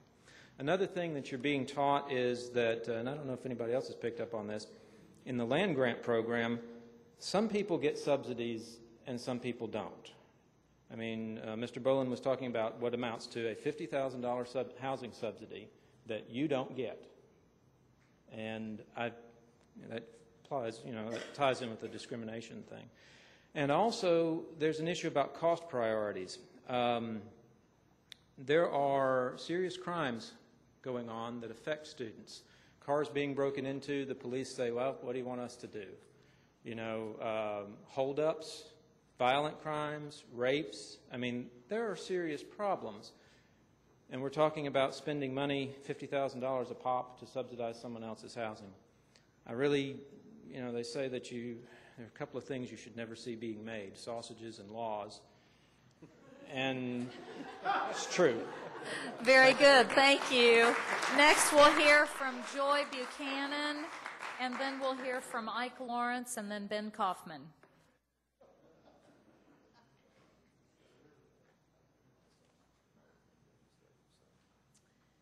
Joy Buchanan, 102 Wood Duck Court. There's nothing that I can really add to this discussion other than I agree with a lot of the property owners here.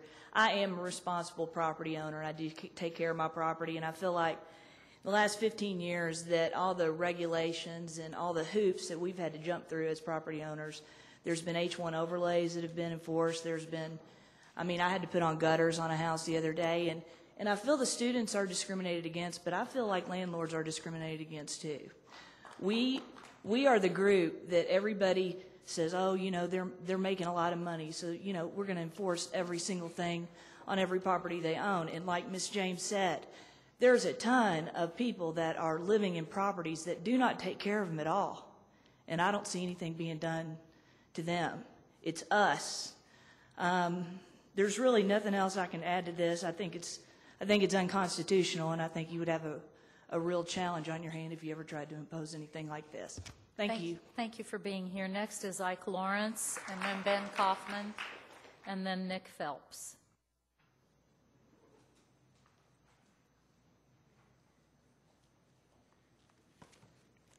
Hi, Madam Chairman. Name's Ike Lawrence, 221 Clinton Road. I will be short because I want to just ditto most of what everything said, but I think the overriding feeling of the crowd is that they still feel that this ordinance is still hanging out over us, and if all the things that you've gained from this would be maybe to take a vote to consider making this recommendation by Dr. Stevens be no more, no less than any other ideas that are going to be thrown into committee, and so that we can get rid of the anxiety that this has some greater weight than all the other great ideas that are out there. And as you know, there are a lot of great ideas from citizens here locally, and that we hope that a lot of these ideas will come from Lexington, stay in Lexington. We won't go out and borrow all these ideas from these other communities. So I hope you take a vote today or sometime soon to relieve our anxiety. Thank you very much. Thank you very much. Next, is Ben Kaufman still here? If not, then Nick Phelps, Darrell Ratliff. We do have to be finished at 3 o'clock. Is Nick Phelps here? How about Darrell Ratliff? You'll yield. How about Hal? Is this you? Headley? Did you sign up? Okay. You're next, and then Tom Rout, and then J.D. Lester. My name is Deval Headley. I live on Montmollin Street. For the 3 minutes, I'm just going to try to limit a few things here. I'd like everybody that's a landlord, period, rental property to stand up. Everybody that's a landlord that does not live within 2 blocks of your property, please sit down. Did you state your address for the record? Yes, yes, Montmollin. The address? 189. Thank you. For the record, thank Okay. you. I think the agendas here are, the intention of Dr. Stevens and the intention of some of the other council people is good. I think some of the points that have been brought up need to be explored. I think it's good to see UK down here in terms of, getting a strong policy on the land utilization that they have. I agree, I believe, with, if I'm understanding Mr. Lear, that it would be great if UK would go up and have parking on site for the things that they go up with. If you've got a lot of stuff with, say, 2 or 3 stories and a lot of asphalt parking, that takes up a lot of land space. To me, it'd be much more efficient and go up, and I think that would help out. I heard mention about the land bank and the land trust. Since I've been affiliated with the land trust here for probably a good 8 to 10 years, I have not really been fully informed about the land bank issue on that. I'd like to have a little bit more knowledge on that. And probably 2 other things is, I don't know that we're trying to say that the students don't have rights, but there are responsibilities to all that stuff. I think the issues is when you get to extremes. If you have a 3-bedroom unit or maybe even a 4-bedroom unit, that's one thing. If you're building new construction within the last year and you have, say, 8 bedrooms and 3 parking spaces, I think that's when you're really beginning to create the problems. And I know that Mr. DeCamp and some of the other council people, we've talked about this before. I think it's what's reasonable and what's smart. I'm not trying to deny anybody rights or things that they're due, but you have to have some sort of reason. I know that I think Richmond several years ago was having problems, and one of the ways that they solved it, and we had brought this up at council before, was they had gone to a 2 parking space per bedroom minimum requirement on their student housing. I think ours currently, and correct me if I'm wrong, is it still 0.9? Is that correct? I think 0.9 is not quite adequate, and maybe that may fix some stuff. And like I said, forcing maybe better use of land and better construction and things like that. I think there's good and valid points on all issues, but I think that these are some of the things maybe that needs to be addressed. The thing with UK, the number of bedrooms and the number of parking spaces, I think those are addressable issues, and we need to have some sort of consensus, maybe without going to full law or something, but or maybe something in between. I'm not quite sure. In closing, I thank the councils for their time. Thank you very much. And I understand Mr. Nick Phelps has returned. Welcome. How are you guys doing? Fine. If you'll I state was your out name there, and address, getting interviewed, please. and I apologize about that. This is my first council meeting. Thanks for having me, guys. A couple things. I don't want to repeat either. Would you please state your name and 40 address for the I'm sorry. record? Nick Phelps, 404 East Maxwell. That's dangerous that I told you guys that. The couple of things. I am the student body president at UK, and I've been lucky enough to get to work with Dr. Stevens on the town and gown and do a couple different things. And, however the attitudes or feelings are, I commend you on bringing this up because what I think it's doing is increasing the communication about some problems that are out there. In my heart, I don't really believe that some of this you were too serious about, but putting it on the table and you are creating this discussion, which I think is opening the eyes to a lot of things. So I thank you for doing that.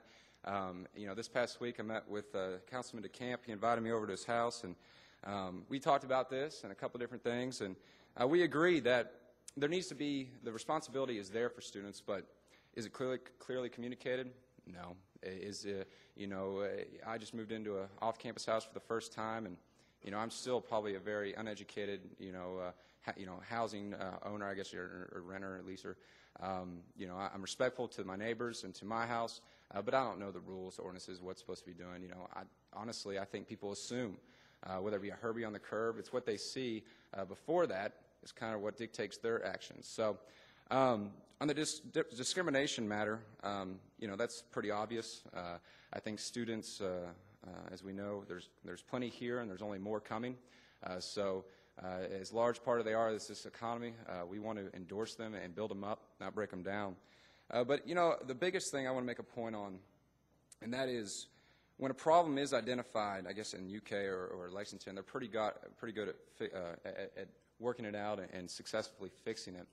The last few years, we've had a fatality in the first couple of weeks of school regarding to alcohol or something along those lines. Joe Monroe, who's the interim chief at UKPD and Lexington PD, they took a whole different level and a whole different focus this year in attacking that problem in the first couple of weeks, partying and socialization. And there was no fatality. There was no large accident or anything like that. And the reason I tell you that is that if students are communicated with, if we take a positive stance, if you take the attitude to work with them, then more than likely there's going to be success and the problems will be fixed. And so that's the main thing I wanted to say today. I appreciate you guys all being pretty honest. And if you have any questions, Vice Mayor Gray and everybody knows where to find me. So thanks for having us, and hopefully this will die out and none of these people have to worry about their livelihoods. So. Thank you very much. Next we'll hear from, we have about 7 minutes left, and we'll hear from Tom Rout, J.D. Lester, Dr. Saxima, and Joe Gardner, if we can pack you all into 7 minutes.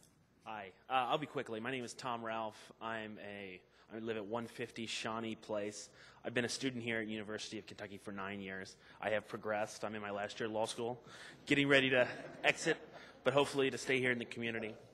I do want to say ditto to most everything that's been said here, and it's good to be on the same side as landlords, as a leasee for so many years. Sometimes we're opposed. But ultimately, I want to ask, in addition to the discrimination, to all the points about discrimination and about enforcement, I do want to ask that as we go as this discussion goes forward, that even though the students have traditionally been silent when we've been called on to vote and to participate in electing of our leaders, that you still take the time to listen to us, and that even though maybe we don't all show up when our 3rd district council is up, that you still consider that we are a large part of this community and that we are part of the success, and hopefully that will change. Not the success, but that our voice, that we'll choose to exercise our right to vote. And that's ultimately what I wanted to say here, and thank you. Thank you very much. Next we'll hear from J.D. I would actually like also to add that hopefully as the discussion goes forward, that maybe if you all would have the chance to come to campus, because I think a lot of students, it's this being right before the Thanksgiving break, aren't going to be able to make it here. But if this proceeds, I'd love to have you all at campus. Okay, thank you. Ms. J.D. Lester, Dr. Saxima, and Joe Gardner. And we have about 6 minutes left. I'm J.D. Lester, 300 Strathmore Road here in Lexington. I'm a native Lexingtonian. I went to Lafayette High School, and don't hold this against me, but I went off to Chapel Hill for college, and I'm back now, and I own garden properties here. We have some properties in the affected areas, Aylesford, around Woodland Park, in the wonderfully revitalized South Hill area. I try to acquire properties on the Woodland Park side of Euclid because I like to go to church on Sunday morning. I don't want to go pick up beer bottles. And I'm sympathetic to the neighbors who have that problem. But my concern about this policy is that it's misplaced. People have spoken at length about the discriminatory, exclusionary nature of the policy. And that is of primary concern to me. I think there are lots of creative ways we can get at enforcing issues. But this is simply wrong-headed, and as a small business owner, I want to protect my investments. I want to do the right thing as a property owner, and I would just like to work with you in an inclusive way, as Ms. James said so well, to bring interested parties to the table to do what we can in a better way. Thank you. Thank you very much. And I believe this is Dr. Saxema. I hope I'm not saying that wrong. And then our last speaker will be Joseph Gardner. I'm Dr. Saxena. I live at 272 Kentucky Avenue, Lexington, Kentucky. And I share some patient, Dr. Stevens, in the past. I've got a different spin on the whole thing. Number one, that learning is a lifelong process. I'm a student, Dr. Stevens is students, and everybody else stays students all their life. Here we're talking about a certain age group, like in the 20s. That's what I think we're talking about. Now, this particular age group, so-called adolescents, have got three major characteristics. Number one, as a pediatrician, I know that they have got risk-taking behavior. They drive fast, they drink, they use drugs, stuff like that. That is a normal growth process. But ultimately, all of them come out good. They become president of the United States, Bill Clinton, whatever. So it's just a matter of a nurturing environment to help them to grow up with certain supervision. Any amount of legislation cannot really overcome that issue. Other thing is these children or these adolescents have got so-called a feeling of immortality, like they're indestructible. You tell them that you smoke, you get the cancer of the lung, they don't care because it's too far down the road. So the same thing, this is the developmental process. And the third thing is they also have the tendency for limit testing. First they test with the parents, and then they test with the legal issues and stuff like that. And any amount of legislation is not going to eliminate the whole thing. We can only control it by enforcing the existing laws and law enforcement. That's the first thing. Other thing is that as this country is urbanized, we are having many health issues like diabetes, hypertension, and all this stuff, because we go to school in the bus, we go to grocery store in the car, we go everything in the car, and we don't walk and bike anymore. So really, the ideal place for kids to live is within 2 miles of their school. And therefore, this is kind of counterproductive. We are pushing the students out and making them to drive and all this stuff, which is undesirable thing. Now, this is only 3 minutes time. So my recommendation is this, that this body should legislate that the housing is safe. Second thing is the housing is sanitary. The third thing, housing is comfortable, and most of the students live within 2 mile radius. If they can accomplish this, we'll be doing good to the kids, okay? And the final thing is that this is a very, very complex issue, and therefore we should probably have a special committee. We should look into these things, specializing in the area of adolescent behavior, environmental issue, urban planning, and then sit down and have a defined, more appropriate planning rather than just putting out things like this and trying to legislate those things. Thank you very much. And last, we have Joseph Gardner. And Mr. Gardner, if you can limit your remarks to new information. I'm so sorry you're last, but we're just about out of time.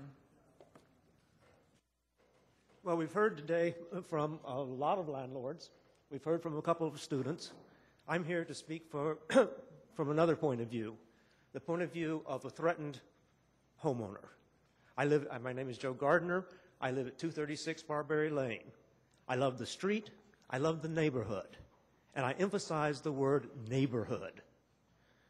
One of the things that I found just outrageous was the student who was quoted in the paper as saying that the Elizabeth Street area north of Waller, all right to trash it because it never was much anyway.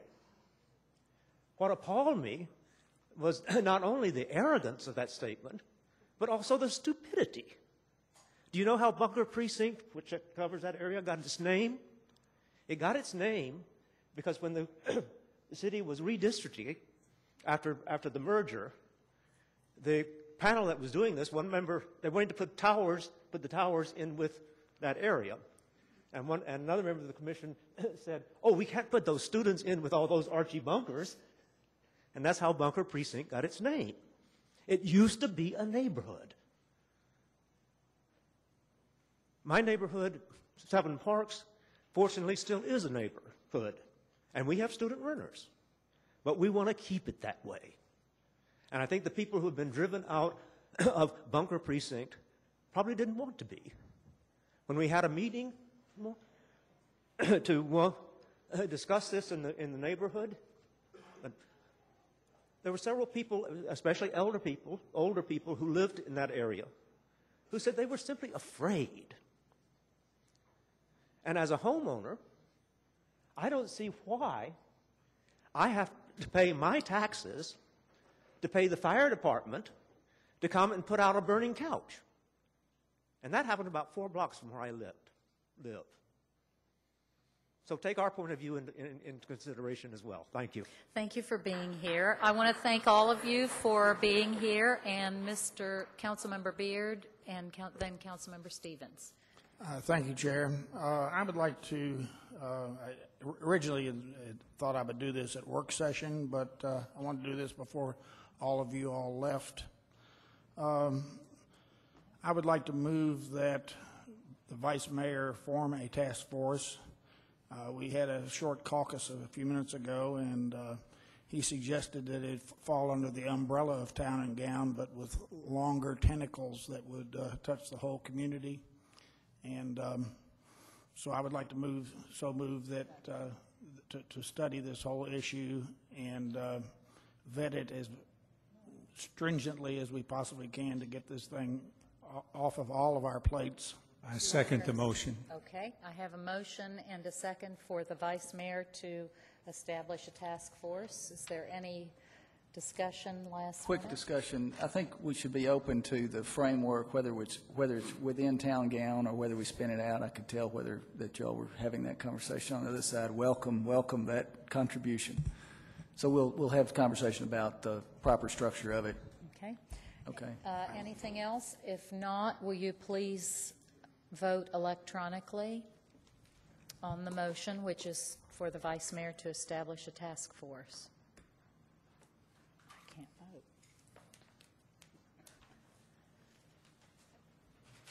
And do we have everybody up there?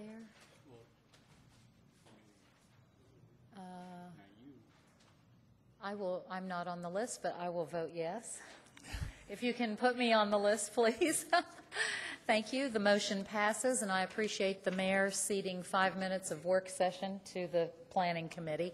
Again, thank you all for being here and letting us know your opinions. I think this meeting is adjourned.